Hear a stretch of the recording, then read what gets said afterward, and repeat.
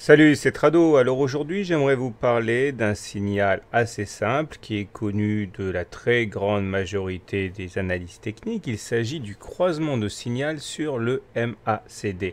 Alors le MACD délivre de nombreux signaux, mais encore une fois, le plus connu est sans doute le croisement MACD signal, qu'il ne faut pas négliger, même s'il faut très souvent l'enrichir avec d'autres éléments. Le MACD va se lever ainsi autour de son signal. Ici, le bleu, c'est ce qu'on appelle le signal, et le MACD est en rouge. Et comme vous le voyez, de temps en temps, il va casser à la baisse et d'autres fois à la hausse son signal. Et bien, c'est cela qui va justement être utilisé comme signal.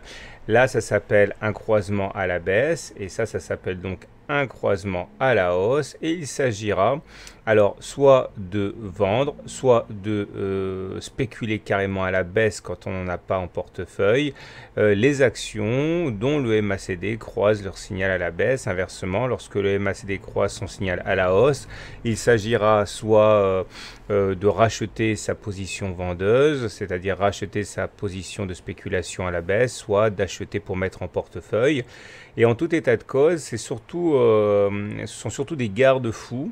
Moi, je vous encourage surtout à ne pas spéculer à la baisse lorsque le MACD croise son signal à la hausse et ne plus acheter lorsque le MACD croise son signal à la baisse. Alors, regardez ici ce que ça donne par exemple sur le CAC, hein, c'est quelque chose que vous retrouverez très souvent. Ici, nous avons le MACD qui croise son signal à la hausse, et bien juste derrière, vous allez avoir une hausse. Ça fonctionne également ici, vous voyez.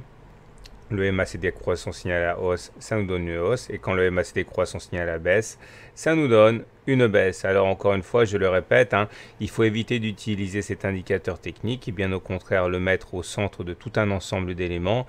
Et c'est surtout un garde-fou intéressant qui vous dit ce qu'il ne faut pas faire à un moment donné lorsque vous décidez de spéculer. Voilà, à très bientôt pour un autre tutoriel.